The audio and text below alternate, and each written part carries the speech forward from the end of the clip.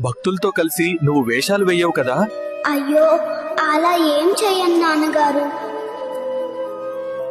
ఇవి దారిలో తిను, ఆ ఎలుకకు మొత్తం పెట్టకు.